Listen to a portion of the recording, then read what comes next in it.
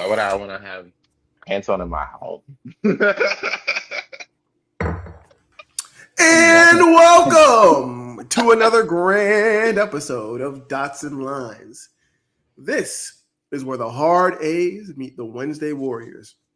We're here to talk about everything anime, manga, comics, and like I said, everything in between. So please, people, please introduce yourselves so we can get started. It's your boy, me, Connell, your friendly neighborhood Renaissance man. I do all the things with all the stuff. Hello, friend. It is Mr. Sniffles, Digger Des. His name is Desmond. And I am Grayson Red, a big old nerd who just survived a cold, so I'm going to sound weird the whole episode. Bear with me. How's everybody's week? Because we got heat. Got heat. It's been a good week. It's been a good season of anime so far. Not so far, just in general. It's been amazing. I've been waiting for this moment all my life. I thought that was a bottle of vodka. Okay, I was going to say. It's water. Product placement, man. The depression isn't just in the anime, it's in real life. Shout out to Yeti. Shout out to Despair. Liquid IV. JJK, everybody, with another phenomenal episode. Culling games are in full effect. People are dying. Sorcerer and negative energy is flying. And our favorite comedian has entered the scene. Takaba has hit ground zero, people. Alert, alert, alert. Minor nudity. This is a great episode.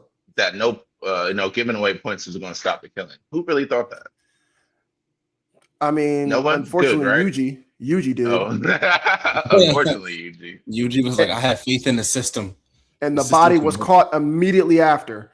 Yeah. You know, from the time that they showed the rule to the time that Megami caught a body was like less than 5 minutes.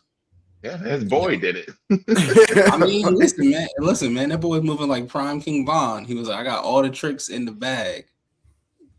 How'd you guys like the episode? I can credit to. I mean, this guy reminds me of the guy from Dandadan, the human body anatomy guy. I forgot his name. Yeah, the mannequin who's housing the demon for Gigi. But yeah, anyway, I mean, it was just my first real silly episode of JJK because I really kind of started in season 2. Yeah, I guess I would assume so. As silly as this episode was, it was dire, and we're really seeing the stark difference between Yuji and Megami. Yuji is the eternal optimist, and he really feels like he can help everybody. Megami is kind of fighting bloodlust.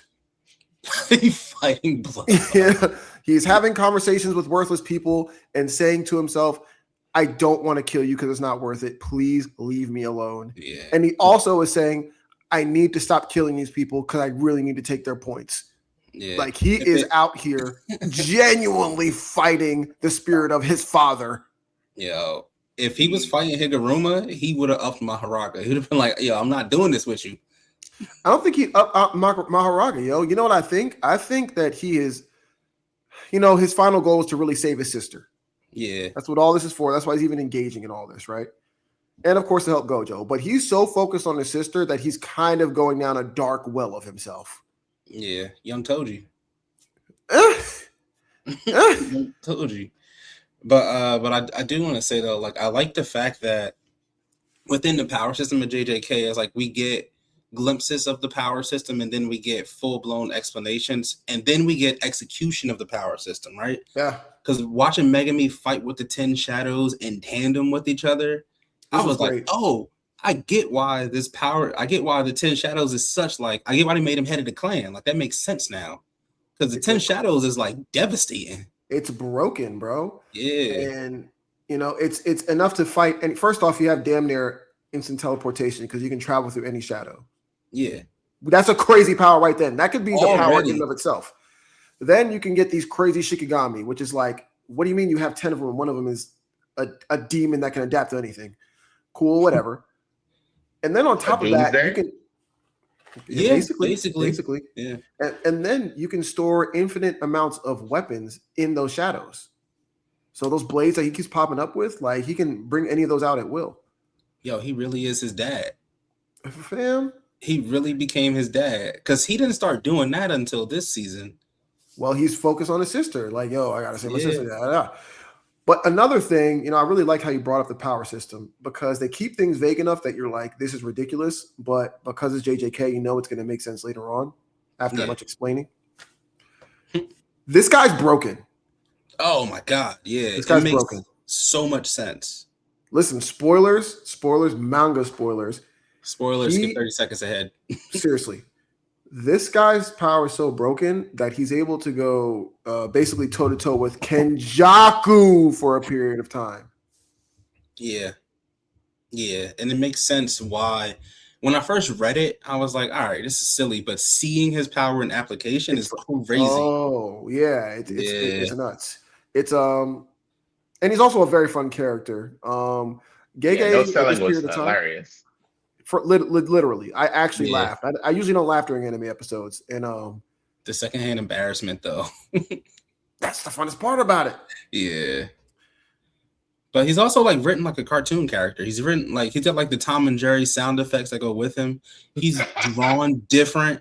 Even like his color palette when he was standing in the middle between the two that they were fighting in Megami, like they're all in like neutral dark color palettes, but he's like bright, vibrant colors. Like he's a literal cartoon character in an anime. Like he gets that he's a joke character, that he's a gag, and he's a comedian, and apparently a traditional comedian in Japanese culture is a little different, or maybe akin to like old school comedians that we have now. Yeah, that we had back in the day from America. He's Gear 5. That's all I'm saying. I mean, kind of, bro. It's not that crazy, but like he really affects things in a nutso way. And you'll see later on how nuts his power really is. Yeah. Shout out to the power. One of the things I want to talk to y'all about too is that the receipt dude, right? And I was watching it and I was like, his power is silly, but I'm like, yep, this is my power now. I pull things out of receipts and I can just make stuff up. Cause like the whole thing with like the spa treatment, he was like, I'm relaxed now because this says that I should be at a spa. That's not real. That's not a real thing. There is no real world application for that. Listen, I like the application and the idea of it. Like a receipt is proof of a contract. Yeah. And he said himself, listen, I embody contracts. And because he's an incarnated sorcerer. So he probably literally in his period of time would have people write stuff down and then just bring that to life. But we have receipts for everything nowadays. Yeah. So that contract, the representation of a contract, of course he's living in Candyland. Yeah. That boy threw a stove. He threw a knife. He threw a knife. He threw a truck. Hey, shout out 21. It's a knife. So I guess my question is, if y'all could make up one like binding vow style power, what would it be? Oh man, I don't know. That's a very good question. I guess I would have the ability to teleport. Like Megami Shadows or like Nightcrawler? Like Nightcrawler. Just be able to go wherever. I hate being stuck in traffic. Yeah. Boy, oh boy, I hate traffic. I hate having to wait or have my flight delayed. Teleportation would be. I would take away my ability to drive for teleportation. Yeah, for sure. You wouldn't need to. And I love driving, but I would swap that. Spoilers. It's gonna be delusion. Spoilers. Delusion. Spoilers. Yeah, we'll get to that later on. But yeah, it ends with this. A goddamn domain expansion. What? JJK, 10 out of 10 episode once again. Very good. Yeah. Even the way they explain this domain expansion by him saying, like, I got the short hit. Well, I don't have the short hit, but he's like, I got the bullet, I don't got the gun. Yep. I loved it. I also did want to mention, because this is going to come back to one of our comics later on.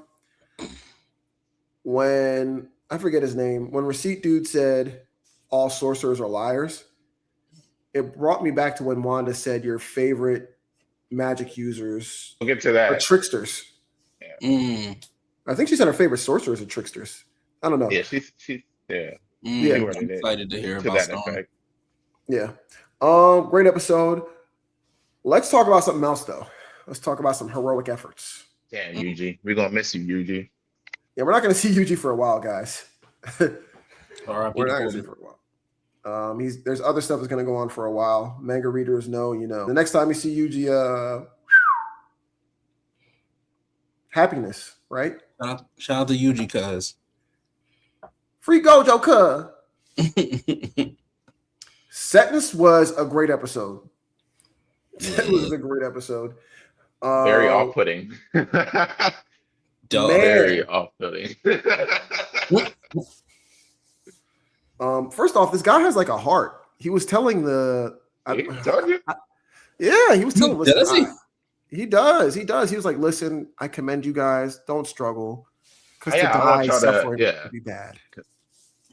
He's trying to say, "Listen, I can make this quick, but if you move around, it's gonna hurt. I don't want to hurt you. I just want you dead." Sound like Bill Cosby.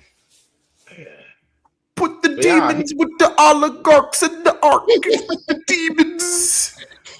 But he was showing sympathy last episode for He was. old Coon. So he's got some inner dialogue going on there, and I can't wait to see what they show in these. What is it gonna be? 2 more episodes? Yeah, So I think he's recording. Yeah, I think he's discovering his humanity for the first time. Because obviously, like, he's not a human, and now he's parading himself as a human, but with that comes human emotions, human sympathy, human empathy.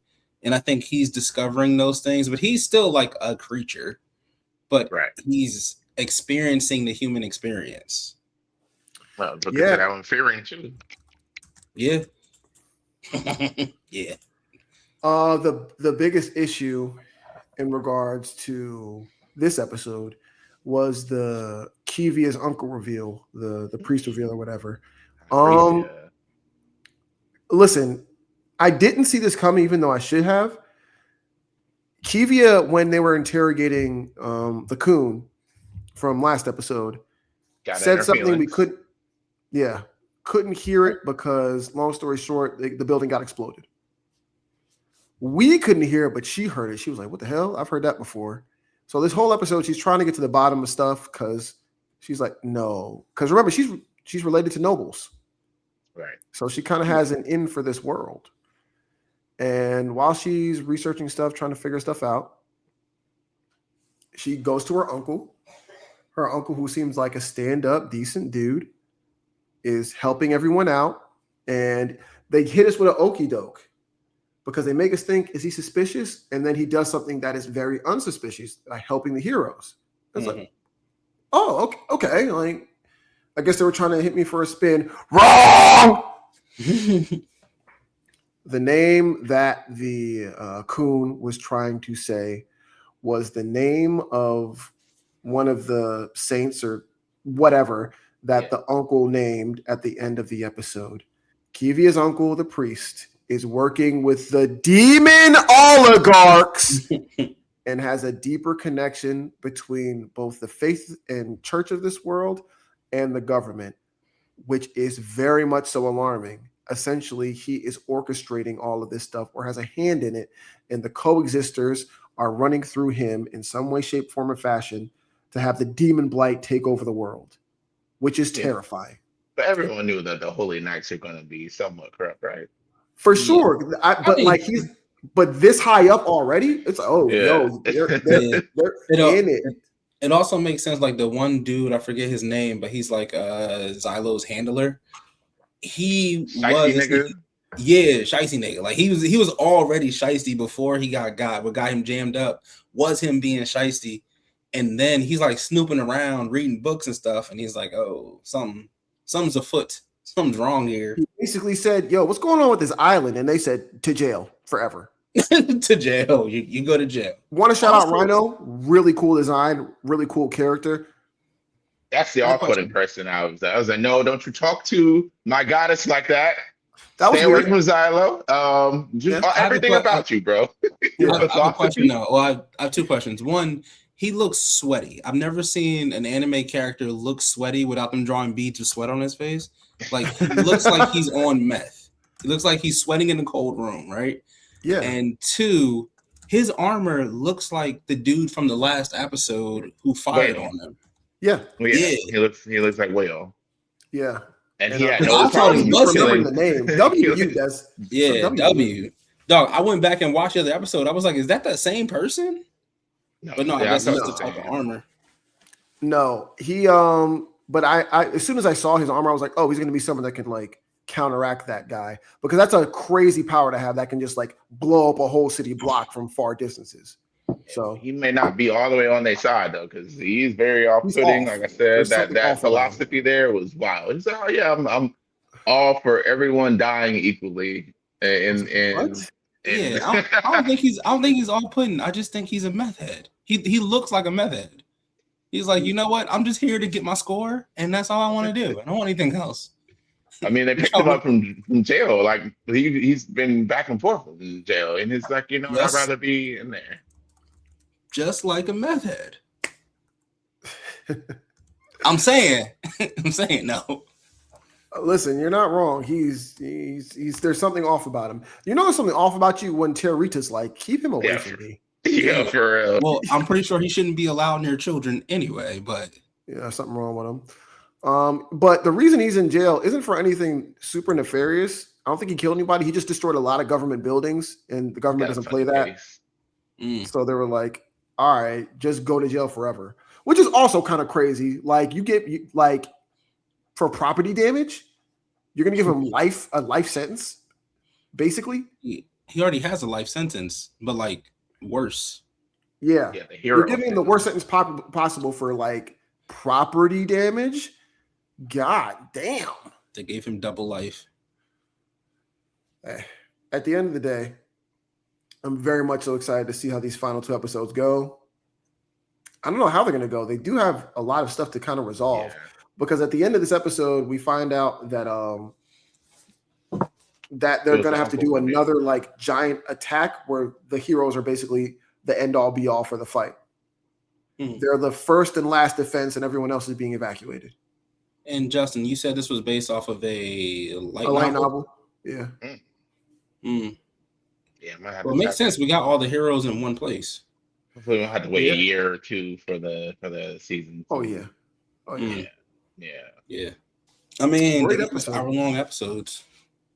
No, they didn't. They only gave us 1 hour long. Only the first one was an hour. Why do you keep taking it so long? Because they're good and you're enjoying A it. lot be happening And a lot does happen. because a lot that should be crazy. That it does not suffer from slow pacing. I can tell you that much. Yeah. All right. What next, y'all? Oh, we gotta. Desmond mentioned delusion before. I think I know what you're talking about. Go ahead. I didn't shed a tear. I probably did actually. We're talking about Fire Force. Fire Force, the unyielding Night King versus the Worm of Despair. Fight of the year. It was just everything. It should have been 2 episodes. We're not going to get into that right now, probably a little bit later. But the 1 episode was cool. It was, it was dedicated to it. We started off with Death, like from Soul Eater's narration, voice actor, like hyping up this fight, saying Dragon is literally a calamity. He is indestructible. He doesn't fear. He's in despair because he knows no one's going to kill him. So that just paints the picture of like, he didn't even have a purpose until Fairy came in. It was just like, let's just work together to end the world. And it's like, okay, cool. Like no one's gonna beat me, so I know I can make it happen. And that pretty much almost happened. And still, the chivalrous Night King Got the star ring. Oh man, I can go on. I want y'all to talk about this because I just want to. I would just it's too much. I'm overstimulated again. I'm overstimulated. Listen, the thing that stops despair and apathy is belief and hope. And there is no character in this show that embodies belief more than Arthur. Not one. If there's one thing that he believes, it's in himself, and that he is the Night King. Period. It was great to see him go truly all out and leave nothing behind. And on top of that, it was almost as if, I might be putting a lot on a little here, but it was almost as if he was like, "No, I'm the main character." I will say, Man, this man was on the cosmos, like on the moon, like with the Earth behind him. It's like, yeah, I'm here to save everything behind there because without this fight, there wouldn't be any of that left, and that's true. It's fact. Yeah. This fight doesn't happen. This fight doesn't get won. It's over. In space, bro. Like he Dragon pull him outer space and say, "Oh yeah, are you confined by your earthly limits?" He's like, "Nah, I actually got something for that. I got the star ring because I helped my boy not be diddled by Giovanni. Like I got me to raid him out of there. And yeah, I'm the fucking boy, bro. Don't you ever fucking play on my name ever. I'm the Night King."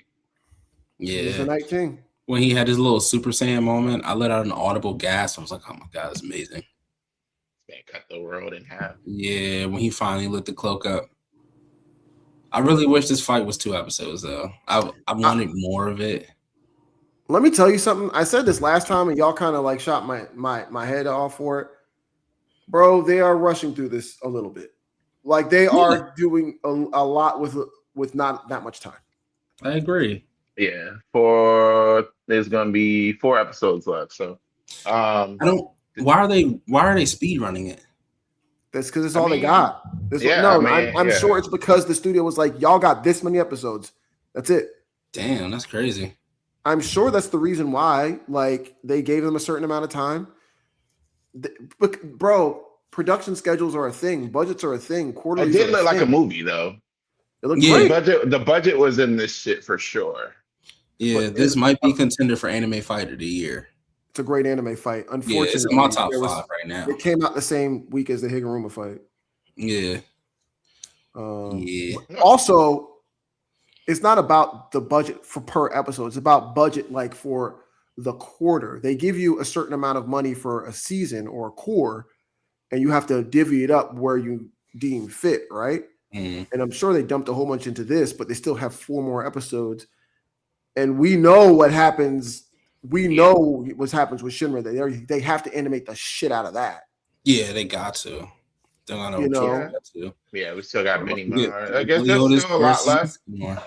Also, there is something else I wanted to comment about the fight. You just reminded me of it. When he was on the brink of death, right? Arthur was on the brink of death. It brought me back to when they were training with Benimaru, and Arthur got it, but he didn't get it. But then in this moment, I feel like it clicked for him the way it clicked for Shinra early on. This is when it really clicked. The historical strength. It's just No, I'm not saying he didn't obtain it. I'm saying this was like remember when Goku went Kaioken times 10 blue, and he didn't know he could do that. Like he had the power already, but he needed that extra push to push to that next level. Like that's what this reminded me of. Because it said he was on the brink of death, and then it like clicked. Yeah, that was the one hurdle that we referred to in a couple episodes that he would have to get over. But I mean, and again, going with the Soul Eater theme of it all, of how death is the answer to the disparity for Dragon, because he's indestructible. No one's gonna beat him until this boy puts so much faith in himself. Like, I gotta make this shit happen. This is literally what my life was about. My parents left me twice. My dad's looking up in the stars and knowing that his boy is out there saving the fucking world in live time. I just really hope we get a redo of Soul Eater, because the manga is so much better. Like if you like the anime, the manga is leaps and bounds. Yeah, quite literally, dog. It's leaps and bounds better than the anime is. And if we get that, it's over. There's nothing I else said is the gonna matter. reception, yeah. If the reception with the Shinra ending of Fire Force is, good, because even this is what, like 9 point, did it end on 9.7 or 8? It's still pretty high. I think it was still the highest episode rated for the week. But yeah, if it continues like this, I think they'll give Soul Eater the Brotherhood treatment. I will hope so. I don't know why I they hope would. so. I like how that's the name of it. It's the again, Brotherhood. money.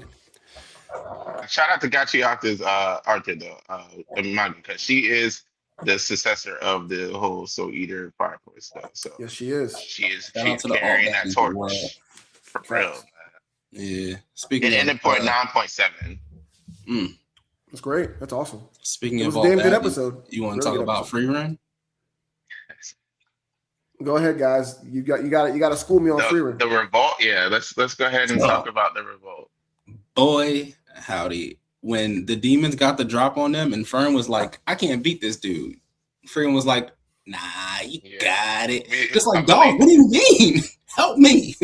Help me. Dude from Garden Lauren, like, believe in the me that believes in you. That's literally what she said. Yeah. Fern looked back like, dog, no, help me, sir. But even like, so in this panel, right, or panel, what's going on is like, this dude is so cold because apparently his last partner died because of this demon, which he didn't tell anybody. We just found that out.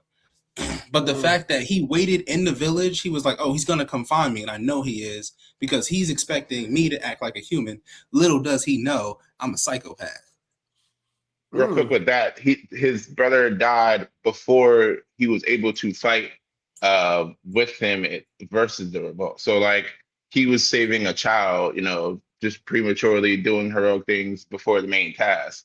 Where like let's compare it to Arthur, it was like, nah, I need to do this side quest. I need to spare all my energy for the main thing. That's not what happened there with his brother. So he's like a little bit apathy, like not caring, but like still asking, Stark and what's her name, Method or something like that. How do you pronounce it with these names? Yeah. The other first castmates, John, who's filling up on Frieren. Well, he didn't ask Stark to stay. He thought he was going to do this by himself. He asked them both if they were good people, though. That's what I was saying. Like he's still not caring, but still wanting to know, like, what makes you good and stuff like that. Crazy person. Yeah, he just wanted his brother to not be so heroic in that time to do the actual, like, main deal, like get the mission done and then do all the other stuff later. So I mean, but yeah, the magic at the end with the wings, what? Yeah, they also do a good job of explaining that one of the reasons why demons are so two things happen, right? One, they say you can't do two spells at the same time, which Fern says to Frieren, and then Fern is like, how can demons fly and use magic? Because you can't do two at the same time. They cancel each other out. And then Frieren was like, well, to them, flying is as they're used to flying the same way we're used to walking. It's not a thing you have to focus on. They just do. Not even a spell. Yeah. Not even a spell. They just do it. And one of the reasons why demons are such a terror is because they control the skies. Because it's really hard to hit something if it can fly, right? Whereas the humans haven't done that yet, except for this dude at the end of the episode. He pops 2 black wings, which humans don't fly.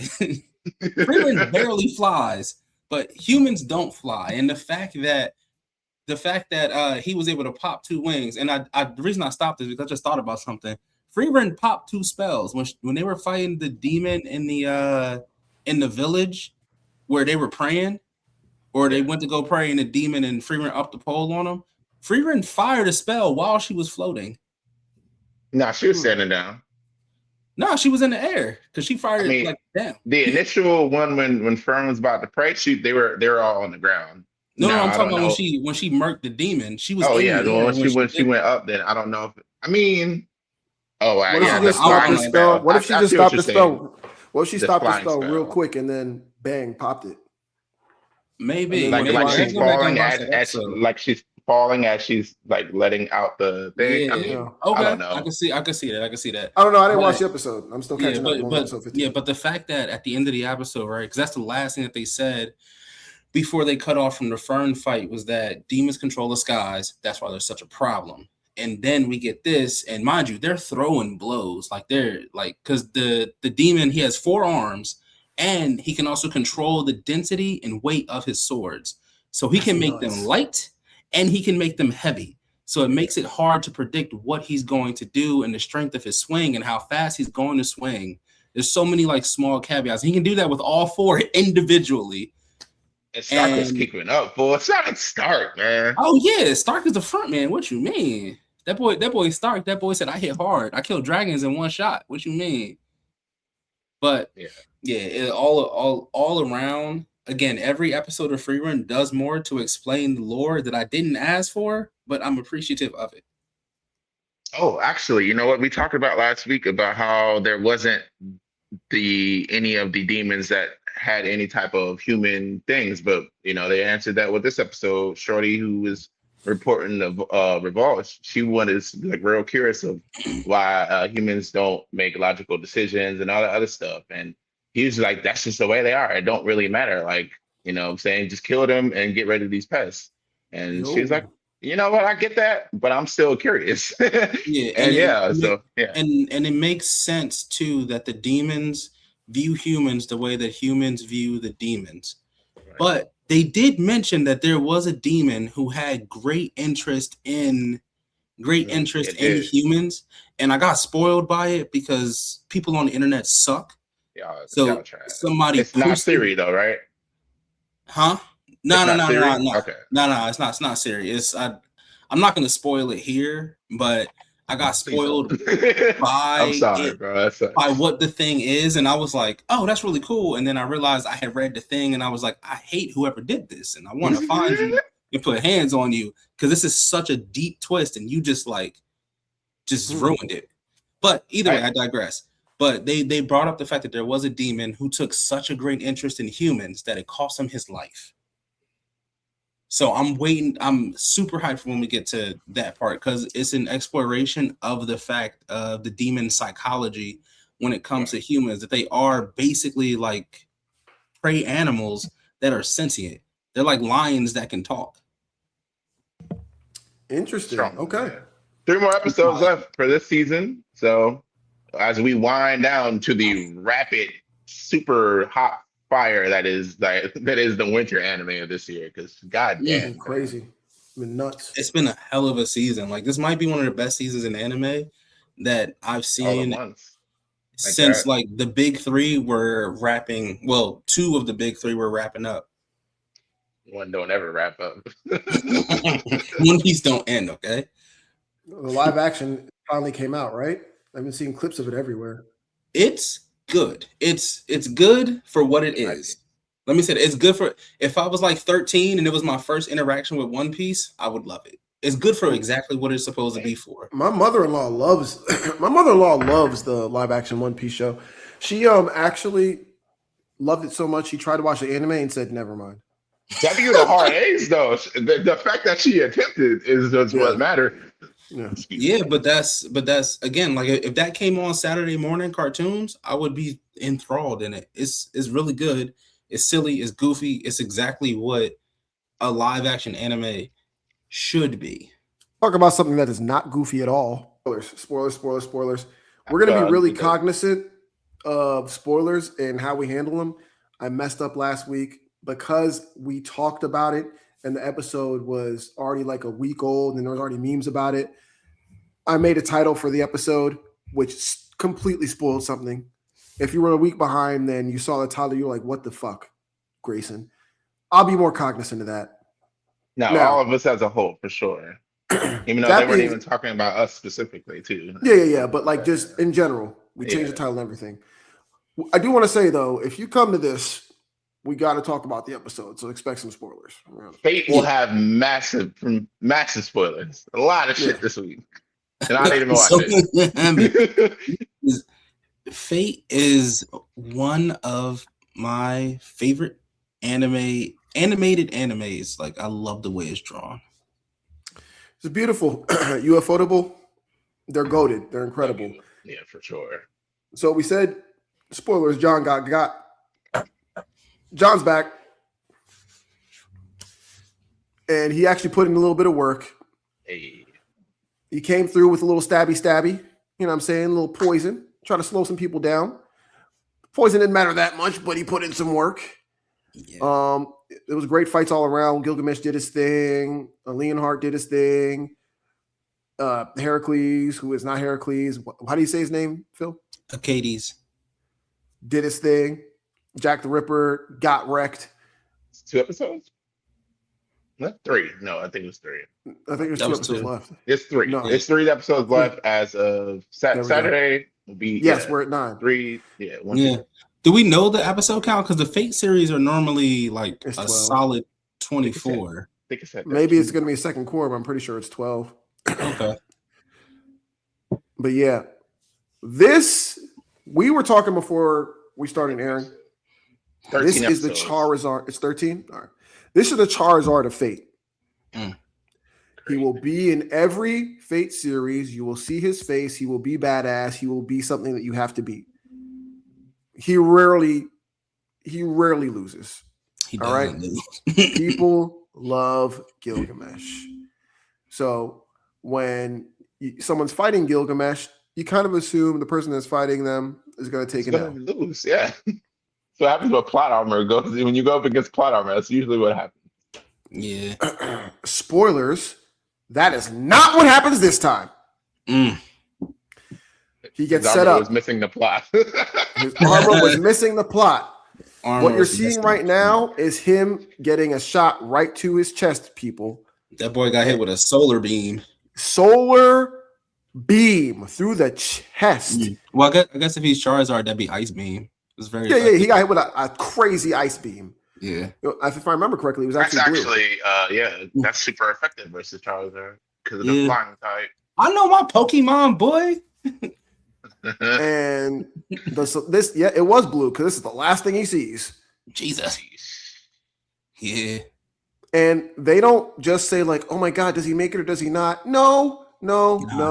They're quite clear and show us his body. He's done. Yeah. I can't remember the last Fate series where Gilgamesh like definitively loses before the ending of the show. I don't remember a Fate series where he's lost. Like that, at least he got hoed. He got hoed. hoed. Yeah, because one of I forget her name. I want to say Ian or something like that. But she sealed his. So for those who don't know, in Fate, every heroic spirit has like powers. Gil was called an archer class, but his archery is that he throws swords from his vault because he is the king of heroes, the first hero, the first epic story, the Epic of Gilgamesh, right? However, in this one, this lady whose name I forget, she sealed his vault so he no longer had access to his treasure of weapons. So he couldn't defend himself. And 2, he's so goddamn cocky that he was like, that's not gonna hurt me. Stupid. I read something where like the thing that he's fighting, that the mech that he's fighting is essentially a berserker type, but it's based off of something from the Epic of Gilgamesh. I think it's like a lion creature or something like that. I didn't know that he had fought, and it's classified as a calamity. And the people of the time viewed it as a monster. And the heroic spirits always take the shape of the time that they're in. So because in their time they viewed it as a monster, in our time it's a mechanical monster, so it's basically a Gundam. And we know those. Listen, that is a weapon of mass destruction. If I ever see it's crazy. You said the calamity, because again, I don't know that I even forgot to bring about with Fire Forces. Do you know this man Dragon never blocked before? I never put my hands up in this motion to stop someone from attacking me. He said I never had to block. I never had to block. I never felt pain before until you hit me with this Excalibur. I want you to finish the job, and he finished. Yeah, for sure. That fight it was a great fight. It's a fun fact. We were talking about Excalibur in Fire Force, and Excalibur was definitely used in Fate Stay. So? Yeah, it's been in all so that Saber's main weapon is Excalibur. Every Saber has used Excalibur. Yeah, but this Excalibur is raw. Yeah, so that's This Excalibur is where he can grab anything and make it Force it to the Excalibur. source. Yeah. That's because he never found Excalibur during his time. Yeah. So that's his thing, is that he can just up the shit on anything. Bro, he really grabbed the twig from his head and said, Excalibur! Like, I gotta watch Fate. I gotta watch Fate. Dog, it's the great. Fate series, every single Fate series, and I put this on everything I love. Argue in the comments, argue with your mama. Every single Fate series has at least 1 to 2 fights that could be contended for Anime Fight of the Year. Yeah, they're crazy. Every Fate series. They're insane. They're insane. What's his other name? What's the name other than Lionheart? Leonheart? He's Richard. He's Richard Lionheart. Rich. He's a king of England, as all kings of England. I think I'll rock with him. Yeah, the saber is King Arthur. The first, second, and third saber are King Arthur. The fourth saber is King Arthur's daughter, and this one is Richard Lionheart. Yeah, because they said Lionheart looks up to the Arthur person. From what I was trying to, just look into the series myself. But he's very much so delusional, but he can up the motherfucking pole. He's with all the shits. He will really wreck your day. Like, he's very nice and charming and kind of aloof. But if you really want to scrap with him, pray to your ancestors and make peace with your loved ones, because you might die that day. Yeah. Saturday I'm binging. It doesn't matter dog. It don't matter what it is. He can take the pen and Excalibur, and now you're dust. Yeah. Like, that's it. That's insane. You don't know. It's a crazy feat. Saturday I plan on binging it. And actually, we could announce this too. Maybe we might have a lot. By the time you see this, that already happened. But we're gonna try to do a pie day live. Yeah. For anyone, we might. I'm with it. For anyone watching who has never seen the Fate series, look up Hercules versus Gilgamesh. That's incredible. Just watch that fight. Or Saber versus Hercules. Just watch Fate. Just watch Fate. In general. The story is nonsensical sometimes, but it's so good. Bro. Yeah, it feels like, we have to cover comics? We do both. Speaking of so good. I'm doing this now because when we talk about Absolute Batman, we're going to talk for too long. I know we will. It was a crazy issue. It's okay. Listen, man, we're here. Greatest of all time. Greatest mutant to ever mutant. All right, let me say something about this. First off, I like this issue. Marewa Ayudele, you're doing an incredible job. We get it. Storm is the greatest. Yeah. We get it. There is a period of time in which Wanda, the Sorcerer Supreme, Scarlet Witch, one of the most powerful mutants of all time, the literal Sorcerer Supreme, like I said before, is just glazing Storm. Desmond, am I exaggerating? It was like it was 2 pages or so. A page or 2 for sure. Her throwing on that black fit was kind of fire, though. That was fire. I'm gonna put. So I do like that you mentioned that, because it, as you see in the bottom, co-starring, Sorcerer Supreme. She's only in her second issue, I'm sure, too, by this time. So front loading them together and her basically saying, hey, you show a lot of empathy, all that other stuff, but like none of that shit matters in Magic, and I just want you to be prepared.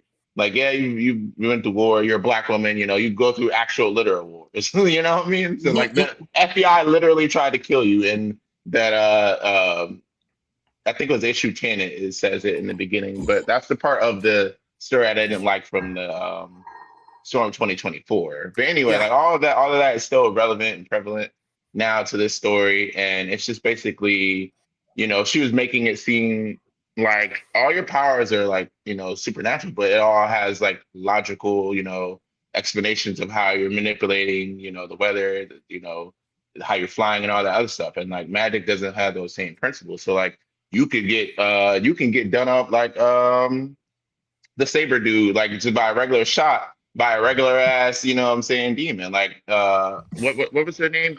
In Joku? Who is the person that's invading Justin?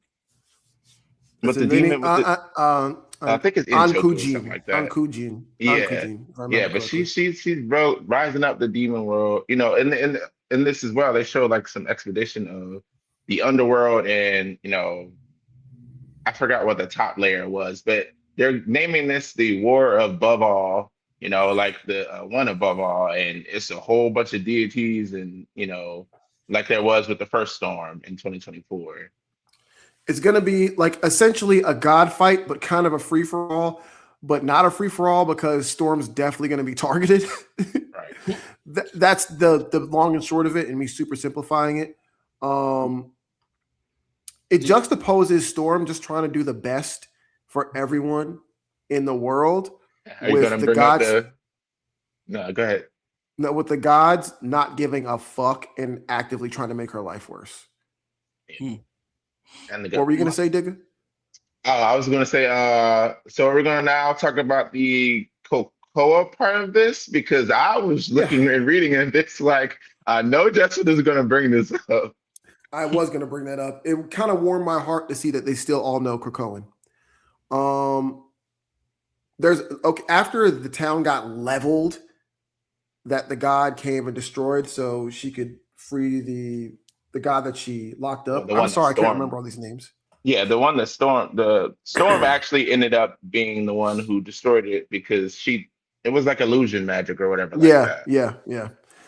Long story short, though, that whole situation now has her like on a humanitarian mission to break bread and have humans have a place to live, but also take care of the mutants first. There is a problem with that because, of course, whenever mutants get anything good, humans bitch and moan and piss about it. Mm-hmm. A fight breaks out because of it. Of course, Storm, because she's the best, comes down, stops the fight, and eventually allows the humans to come eat and get some refuge, which is great. Storm is awesome. She understands that the world is bigger than just you or me. She explains to the mutant, listen, I've been through this shit a million times. Humans are important just like mutants are important. We have to make sure we take care of everyone because at the end of the day, we all want to live on this planet. I'm with all that. But I just thought it was really cool that even though Krakoa is far dead and gone, everyone still wants Krakoa. All right? The mutant still wants Krakoa. I don't even know the mutant's name. He's like, yo, we had Krakoa. Like, it was awesome. And they still bitched and moaned. It felt kind of metatextual to me. Like, didn't you guys like Krakoa? Like, why did we get rid of Krakoa? Money. You know what I'm saying? Money. Just bad. I mean, that's the writer, though, right? Did she have any hand in that? Like, what? Morewa is a man. I want to put that out there. I'm sorry. Yeah, it's cool. It's cool. For a name, it's okay. He came after Krakoan age. Like he came on Storm. Okay. Of course. He's a real bro. He's a real nigga, by the way. I saw an interview with him with Two Fat Guys Pool List, if I remember correctly. And he said something that resonated with me so much. He was like, one thing I don't like about comic book fandom is we all pretend shit isn't good when it's really good. Like, it's the God's honest truth. Like, this is from the New 52 run of Batman. I remember people, because it was always on the top 10 list. Like what we're experiencing now with Absolute Batman, it was like that with Batman in 2012. I remember so many people trying to pretend that it was overrated. And it's like, this isn't even that good. It was the best Batman run in a long time. And I'm saying that as a person that respects Grant Morrison. This brought so many eyes to Batman. It was so revolutionary. It brought us Court of Owls, which is referenced ad nauseum to this day. Do you know what I mean? Like, and people still pretend like that wasn't good. There was a period of time at the end of Krakoa where it wasn't as good as original Krakoa, but it was much better than anything that anyone was making with the X-Men for 5 years before that. And I'm here to stand on that because I was reading that bullshit. Actually longer than 5 years. It was probably more than 5 years, but I'm trying to be kind. Yeah, but it sounds like the Game of Thrones thing. Like, like, up until season 6, everything was like the cultural zeitgeist chokehold, and then you just didn't finish the ending in a satisfying way, and then everyone just looks at it spoiled. But like, really, it still was. You should still admire everything that came before then, because like, we're going to reference it ad nauseum, like you're saying. Like, there's enough stuff in the story to keep feeding the streets. But Desmond, I think to your point, right, with the Game of Thrones thing, because feel super passionate about that because I hate the way that it ended, but I love the show up until that. The writers gave up. They didn't have, and they weren't as talented as a writer as George R.R. Martin. They could expand on the stuff that he had written, but they couldn't write new stuff to build on the stuff he had written, right? They couldn't write new stuff to compensate with the stuff that he no longer wrote up to. So the rest of like season 6 and beyond was most of their original ideas and like his outlines. So there wasn't much source material for them to expand on. They had to build new stuff, but they're not great builders. They're not great writers, clearly, because the way that it ended. And I think with Krakoa, who wrote Krakoa, Justin? A lot of writers. I mean, it was Jonathan Hickman's vision, but he left at the end. So it was Hickman, right? Jonathan Hickman. Hickman is an amazing writer, and there's not many people that can follow his path or follow the way that he writes and follow the way that he creates and the way he sets up worlds and stories. So when you have a person who is trying to follow that and they don't know how to follow it, they just destroy it. Of course, it wasn't as good as the original promise of House of X Powers of 10, but it was an editorial mandate. There we go. It came down from above. They're clearly trying to line up and have people think of the movies as they do with the comics, which I think is a terrible idea. So they're priming us with like 3, 4, 5 years of like the X-Men are hated and they have a school or something school adjacent and there's a million teams and they still can't get their leg up. And first of all, it's a tired idea. We've seen it for 65 years. Yeah. Second of all, monetarily, it's proving to not do well for anybody. I'm a huge X-Men fan, and the only X-Men book I'm reading is Cyclops and Storm. I don't even want to touch any of the other shit.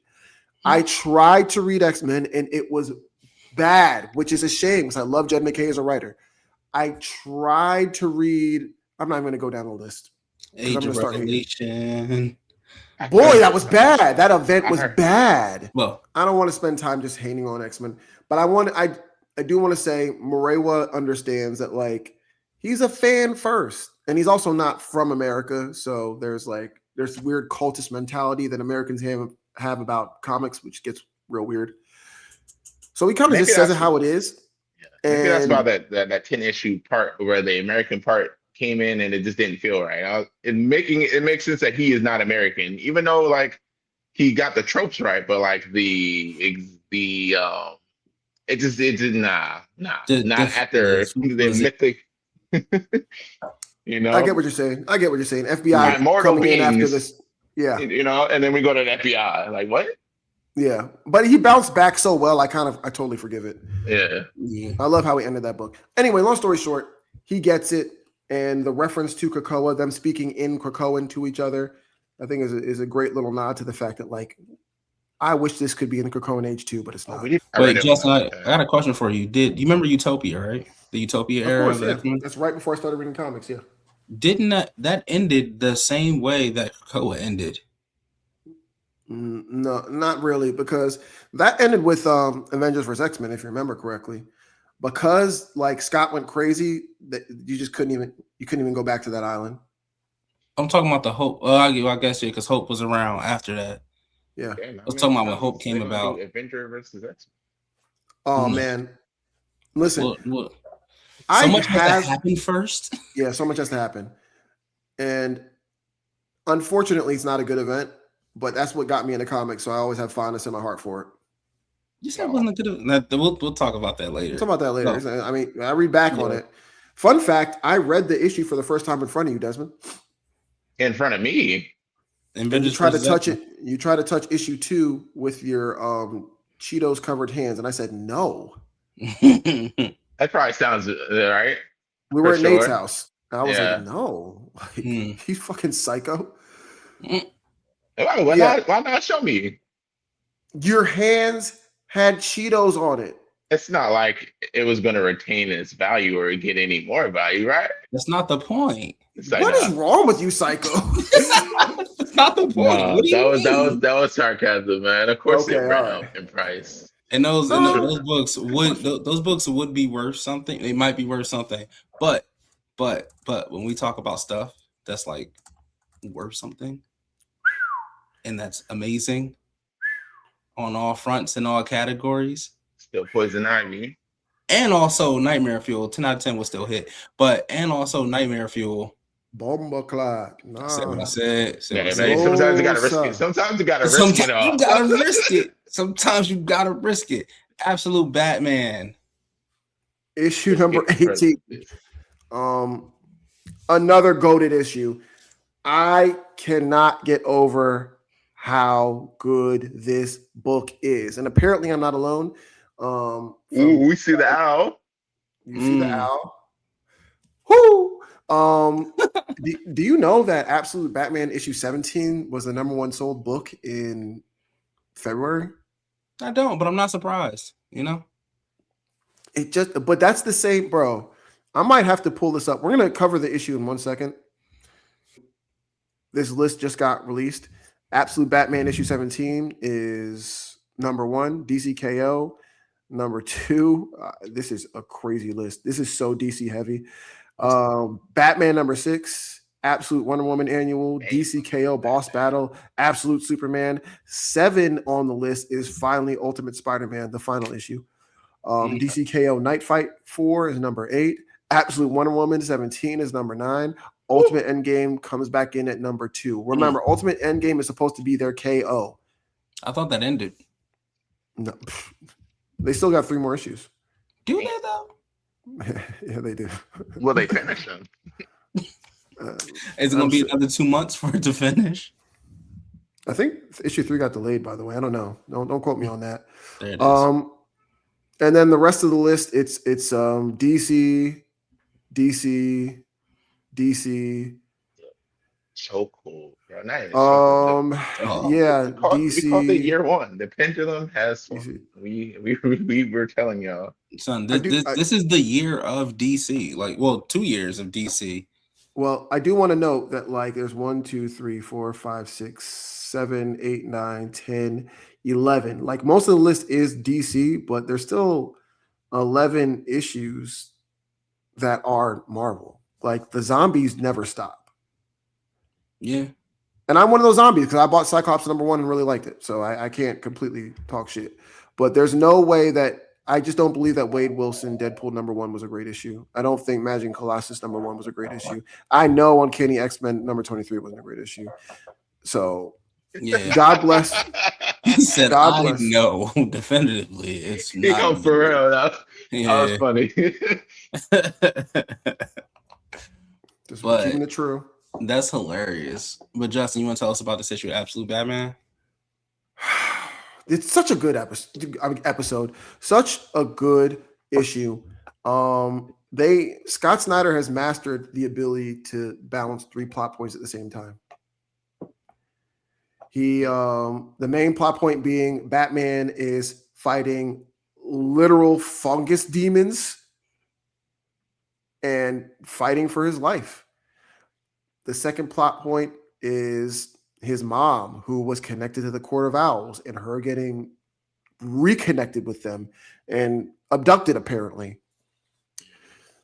And the third, which is super awkward, is, what's going on with his mom and Commissioner Gordon. I'm sorry, Mayor Gordon. I was going to say one.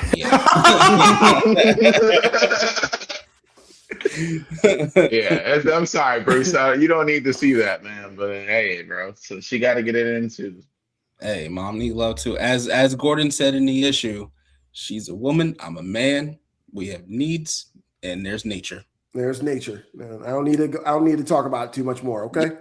Shout out to Nashe. We all got needs. Yeah. Scott's also really good at making us empathize with a villain. As we know, she got blown up. Her mom is going to die very soon of cancer.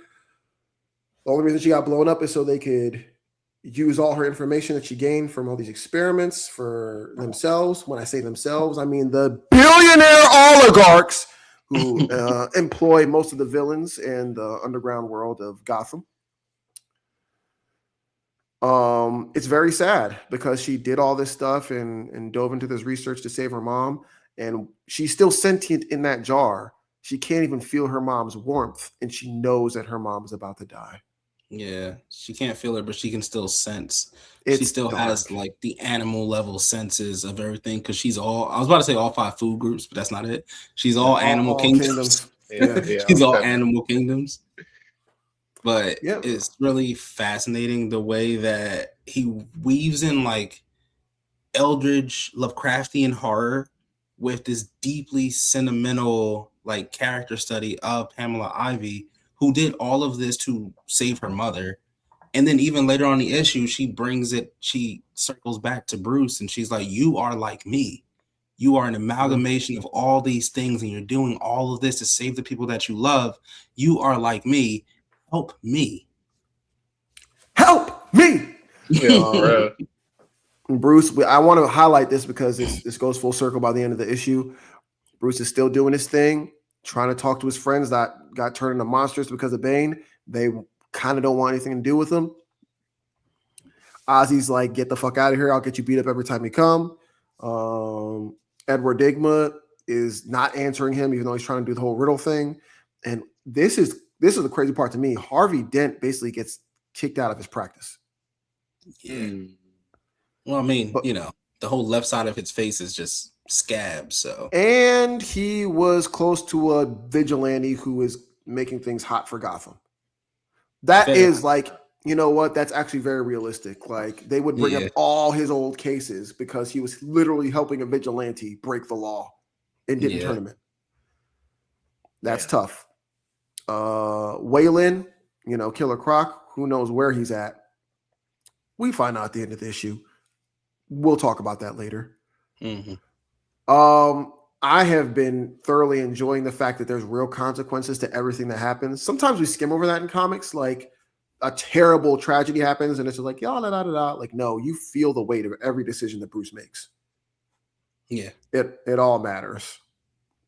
Yeah. And aside from like the stuff that Bruce is going through, his mother is on a totally different side quest. And at some point they do mention in the story that his mother, so in the beginning of the book, his mother is leaving him a voicemail, basically saying like, hey, I love you. Some bad shit's about to happen. Some shit's about to go down, but just know at the end of all of it, I love you, right? And then you get the montage with him going to everybody's individual places, still trying to see his friends. But, and Justin, I wanted to bring this up because I'm very not curious about this, but like, I like the twist of the Court of Owls being fucking freedom fighters. They're fighting the demon oligarchs, like they're fighting Jack Grimm, and they lost.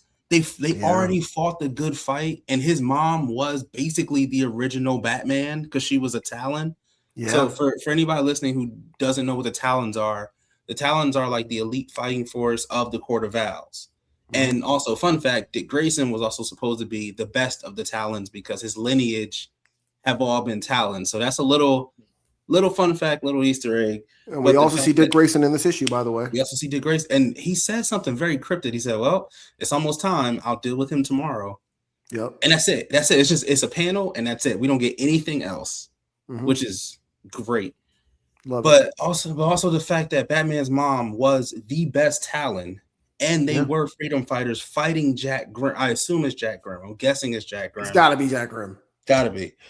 But the fact that his mom was on that side, already on the side of like doing the supreme amount of good that she could do. And still somehow she left the fight because probably she had Bruce. And then even seeing Harley pop up with the 3 kids behind her. Yeah. I think things those are about to come to a head. I don't know. Maybe. I feel like there's a lot of things going on. I don't want to speculate too much because I might be dead wrong. Remember when we thought that the Court of Owls was connected to the Daniel Warren Johnson annual? Wrong. We did. We thought the Court of Owls was evil. Turns out they are, in fact, the good guys. Yeah. Subversion. Yeah, but it's subversion in the best way because we've been primed to see the Court of Owls as evil through years and years and years of storytelling. But the subversion doesn't feel like an ass pull. I saw it and I was like, yo, this is great. And the subversion is made by the person that created the Court of Owls, which is even better. Ivy goes over the fact that, like, bro, these billionaires. They're living great lives, and they're getting ready to come down on you. Like, you think what you did was like heroic. That's cute. They're just prepping to make sure that they destroy you for good this time. And I'm assuming this is Jack Grimm dancing his little ass off, looking very Bruce Wayne-y, which I've noticed more than once in this book. Yeah. I mean, he also has like this secret underground clock thing. So a cave and sidekicks and a network of unlimited funds. Yeah. This was scary. This was the Canetti does a great job of having things look very kinetic and still very horror-y. See what you did there. Wordplay. Oh shit. This is and the color artist is crazy too, going nuts. Yeah. But did you peep Barbara Gordon kept the cow? I did peep that. Yeah. I did peep that. This book is so good. It's so good. But also, just to piggyback off of what Justin was saying earlier with like the full circleness of the moment, unless you wanted to get to it. We got to get to it later. There's a lot of stuff in the middle. Okay. This was super interesting to me. I like how this story moves at a breakneck speed. Jim Gordon says, "I know you're Batman." Without saying it out loud, he says, "I know you're Batman." And Bruce goes, "Oh, let's have a chat." But also the how he figured it out, he was like, "Yeah, you're 6'9", 340 fucking pounds. Who else is it, bro? No one else looks like that in this city." I also like how he said his mom doesn't know because she's doing mental gymnastics. Like, so that's like a red flag. Like, she's gonna find out. That's also a death flag because when they showed the little preview for Absolute Batman 20 with the Robin thing, they were given like the synopsis and they blanked out like how they did with the Marvel, like they blanked out the cover, but well, I forgot the word for it, but they took out redacted. The excerpt. Yeah, that for the person who died. And I don't know, maybe Martha. Well, I mean, we're in deep in spoiler territory here. After this conversation happens, it goes back to Batman. And I also want to talk about this. He's having a heart-to-heart with Commissioner Gordon, and he's saying, "Listen, I talked to my daughter." Shout out to Babs being black, like clearly black. I love it. And Barbara told her, like, you might have become a little darker, a little harsher, a little more cold. And no, Ivy told him that, didn't she? If I remember correctly, he was having a conversation with Barbara, and Barbara said, to do this job, some people might encourage you to become darker, more harsh, or more cold. And it mirrors what Ivy's telling Bruce, like, we can become something more, we can do more. And Bruce makes a decision later on and kind of tricks Ivy, and he surely does something harsh to her. He finds out that she's trying to protect the last piece of humanity that she had when she was in contact with her mom. Okay.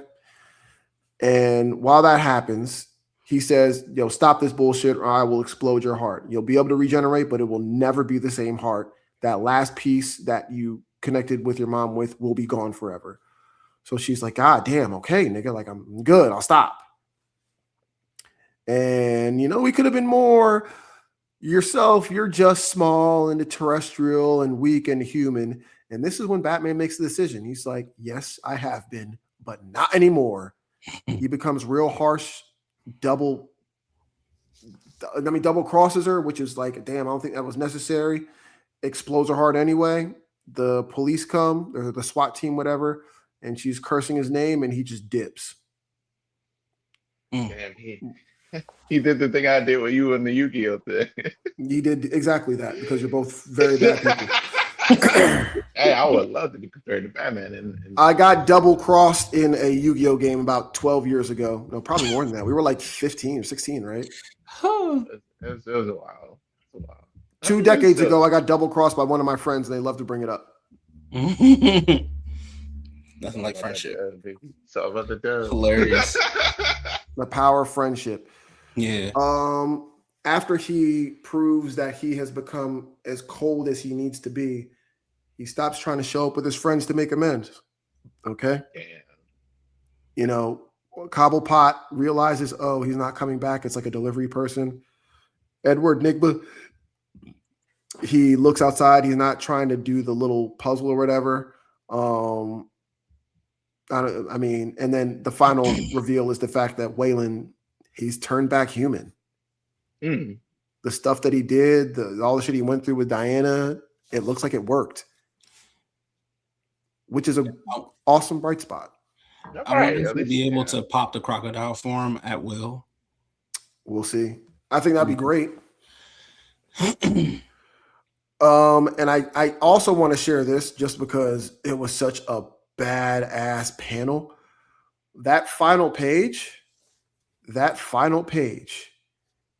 Oh my God. Canetti can be the guest artist any day of the goddamn week. Look at this. Shit hard. This is also where he's listening to his mom's message and he just deletes it before even giving it a true listen. He's like, I'm on a mission now. Fuck all that other shit. Yeah.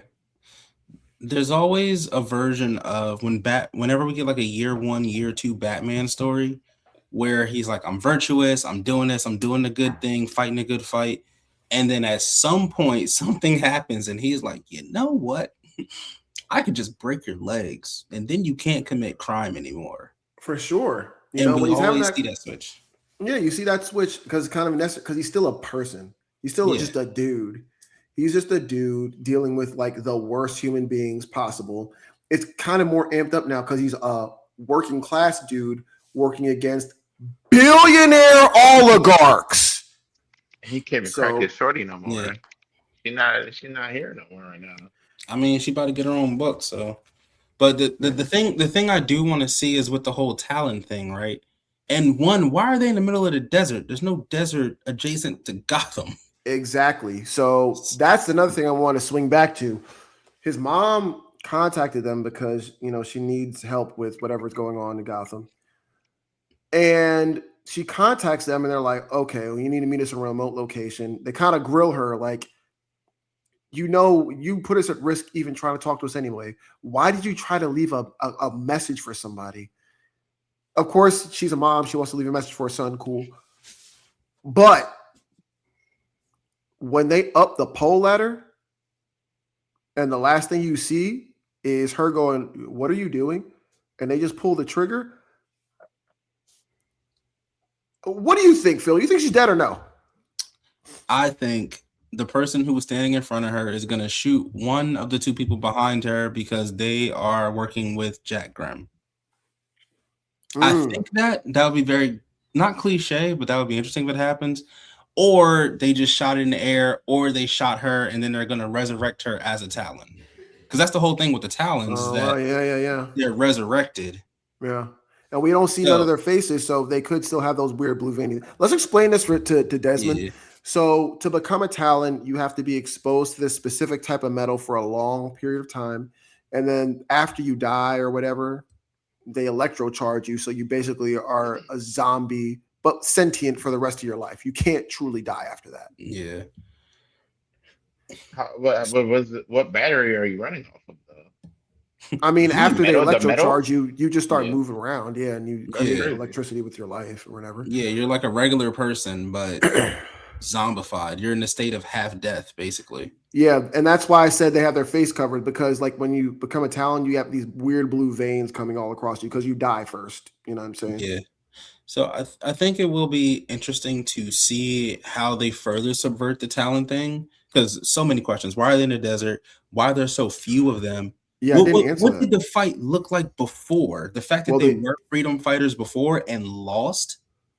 So it's like that means that they may have already seen Absolute Joker in his like demon kaiju form.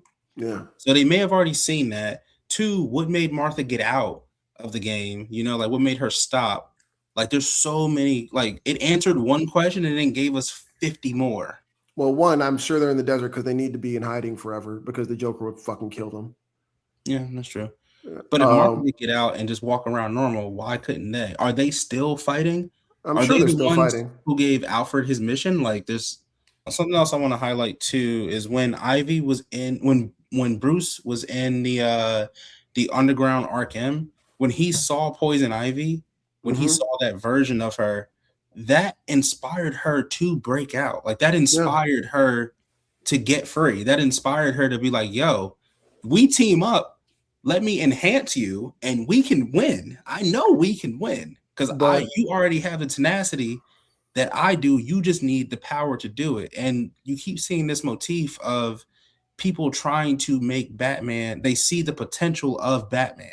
And this is something that you kind of see with mainline Batman, but not his villains aren't really trying to like redeem him. But so far, like Bane was like, yo, you have the upper potential to be like me, and if not better. Black Mask was like, you could be better than me. Yeah. And the same thing with Poison Ivy. She's like, you're the same as me. You're the same type of like hybrid creature. You just need the genetic boost to do it. And together we can take down the demon oligarch. We can do it together. So I think the fact and the motif that we get of not the power of friendship, but like that aspect of people trying to make Batman better. Well, the thing that is really interesting about what Scott's doing with Batman now is the fact that it's very much so based on youth. Like, he is an older man that he said in his interviews, he's an older man that's inspired by his kids and his kids' generation because they're fearless. You know, they have so many more, I don't want to say more, but it seems like more crazy problems. Like, everything's more expensive. Scott Snyder, yeah. Okay. He said in interviews that like superstorms are happening at higher frequencies. Everyone's more corrupt than it feels like they've ever been. There's more problems with the economy. You know, school shootings are at an all-time high, and you still have to send out your kids in this world every day. And they are way less afraid than you. Like, they still look at the world and feel like they can change it. Whereas like we're the beat down old men that are like, oh, nothing's ever going to change. That's why Alfred is such a prevalent part of this book. Alfred is Scott. Alfred is the curmudgeon-y old man that's like, oh, I've been through all this shit before and nothing changes. And Bruce is the new generation going like, fuck you, I'm going to change the world. I have to live in it. Masterclass. That might be the best take on Batman I've ever heard. Listen, I'm just regurgitating what the man said. Okay. The GOAT? The GOAT? Yeah. And that is why, you know, people get so inspired when they see him actually try, because it is inspiring to see the youth go through what we think we couldn't. Listen, bro, when you meet this man and Megan Con again, just have all the content, just flood the page, bro. Just do just clip this and then show him, clip this and put it on a QR code and just hand it to him. That's it. That's all you gotta do. He's the GOAT. This issue was great per the usual. Push-ups. That was inspirational. Yeah. Inspired. This issue was great per the usual. It's my issue of the week, and I'm not even finished reading everything that I was going to read. This is a run. I've said it every week for 18 weeks now. This is a run we're going to reference for another 10 years. Easy. It's insane that he's done this twice. Yeah. Insane. Well, I'm glad I can say this now before the recommendations. That way I don't have to cheat and do 2 recommendations. I started watching the Batman, the animated series on HBO 92, and I was like, man, I can't wait for Absolute to get this treatment, because it's probably going to happen. They make enough content. They could at least do 1 or 2 seasons of Absolute Batman the animated series and just completely just shape the next generation of, like, because shit, you know, I said that was in 92. That's coming up to, it's got 5 more years to be what, 40 years? Like, that's crazy. Making me concerned about how I am. But yeah, like, god damn, man. Yeah. I mean, have you seen Cyberpunk Edge Runners 2027? Oh, the artist said if he could have anyone, you know, animate Cyberpunk. He picked them. Yeah, he picked them. Yeah, if he have anyone do it, he'd have that studio. Yeah, watch You know, they Cyberpunk probably 2027 like though. link up. We need to Yeah. link y'all together. Yeah, but watch Cyberpunk 2027. It's real good. It's real sad, but it's real good. But it's real sad. You talking about Edge Runners? Yeah, Okay, yeah, okay, cool, yeah. I shed Yeah. a real nigga tear. Yeah, Nick Dragotta, he clearly is a fan. He's an anime. He's an anime and manga head. Can I say something? I don't know if I'm going to keep this in the pod. Preach.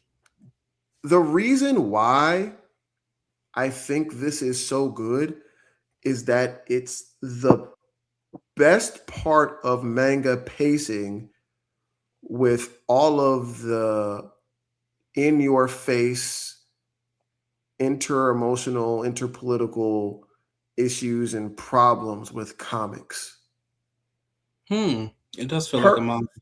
It feels like a manga, but the stuff that you read about is much more actually relatable, so it hits harder. To me, You could attribute more than just pacing to that. I'm going to tell you. So, boom, I've been really breaking this down because when I read this, I'm like, first off, they're fast reads. I'm like, why am I reading this so fast? Like, I enjoy this, but I don't feel like I'm reading it that fast. When you look up the average manga page next to the average comic book page, there's more words with a comic. For sure. It's just how we write, and there's nothing wrong with that. There is also less action, which also, again, there's nothing wrong with that.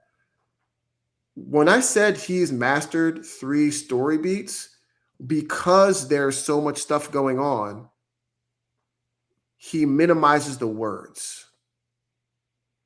And when he minimizes the words and you flip a page and it's a crazy scene of Batman with 2 chainsaws ripping through a giant mushroom kaiju, it jolts your brain into being hyper-focused all over again.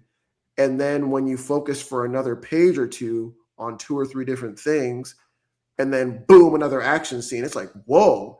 But that's all while juggling the fact that Batman is going through an identity crisis of deciding who he's going to be at the same time that his mom might be getting killed by the fucking Court of Owls, at the same time that he's having a weird, awkward discussion with Jim Gordon about his mom. There's a lot going on with the least amount of things being said with crazy art. That is more attributed to manga, but they usually don't have the same amount of subplots. Yeah, true. That's just something I observed. I could be totally wrong on that. I'm just some fucking guy. No, I mean it's not the You're only not some fucking series guy. to have You're manga. Grayson Red. I am Grayson Red. I am Grayson Red. Got a platform. All right, y'all. Let's talk about recommendations. What we got on the board. Damn, that was good. That was good. That was inspirational right there, man. That was some shit. JJK for me. Every episode feels so like my girlfriend doesn't watch a lot of anime, or at least the anime that she watches are more like slice of life and like romance animes. But when the episode, she was enthralled. She was just like, yo, what is happening? I'm amazed by this. Whole episode just locked in on it. So the episodes are very cinematic, but it is a deeply gut-wrenching story. And Megami is slowly turning into his father. Yes. Ooh, crash out. Young to OG. Come on now. Come on now. Only got ass. The Night King, the Dragon Slayer, the creator of Death and Excalibur. This man really is out there floating in space. And then the narrator said he looks at death as the cold embrace of death as Avalon, where he needs to go to rest when it's all said and done. But this man is still alive. He said, Shinra, it's your turn, man. And bring this home, bro.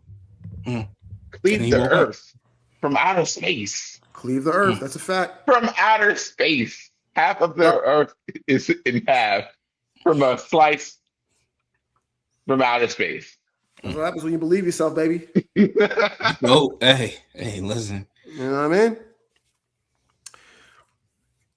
Come on now. What are we talking about? We already knew what it was going to be. Already knew. Was there a question? 10 out of 10 was still a hit. No way. They said, But risk it for the biscuit. Risk it for the biscuit. this was her vagina is probably a Venus flytrap. This was a great issue. Batman is taking a darker turn, which is crazy to say. Yeah, it's already done. I gotta see who the color artist is because they might be the true MVP. I mean, I purposely left out pages so people actually go pick up the book. Frank Martin, I should have known that. As we usually do. Yeah, as we usually do. Frank Martin, you did a great job coloring this book. I mean, it was perfect. It is doing so much in such a short amount of time. We're only at issue 8. We aren't in 2 full years in the book yet. And we've got Court of Owls, Joker, Bane, Poison Ivy, Black Mask, Catwoman popped up. And we're not even there yet. We're not even at the big part. Bro, go. Listen, I know a lot of people have been frustrated at the fact that they can't even get their copy of Absolute Batman because it flies off the shelf so quick. I truly do get it, unironically. Go read it digitally. Go get the back issues if you can. Get the second printings. This is such a legendary story. You will be talking about this with your kids. Do it. You will not regret it. 56. Like a 56. No, this yeah. 56 of them things. And that was another grand episode of Dots and Lines. I hope you enjoyed it as much as we loved recording it. Thank you so much. Please like, share, subscribe. And we have a Twitter. We've had a Twitter for the past 2 weeks. I forgot to tell you guys. I've been on that bitch. What? Yeah, I know, right? I'm a dumb sack of shit. Yeah. Damn. Have you been posting? Yeah. Okay. I'll share the link because you told me to do it. I was like, I need to do that because you told me to do it 2 weeks ago. And yeah. But I just didn't know that you did it though. Yeah, hey, well, shout out to Twitter. Shout out to Vocal. That's the only one I really care about on Twitter. And Renegas, obviously. But yeah, shout out to them too. I've been active and being fairly tame. If you don't want to be tame. Yeah, because it's not just me speaking. Share that login. Say no, I don't want to get banned for the third. No, you're not. Yeah, no, we'll talk about that later. All right, okay, bye. You mean the login. Okay, bye. Great episode. That felt great. Dub. Yeah, give me the login. I want to commit crimes on the internet.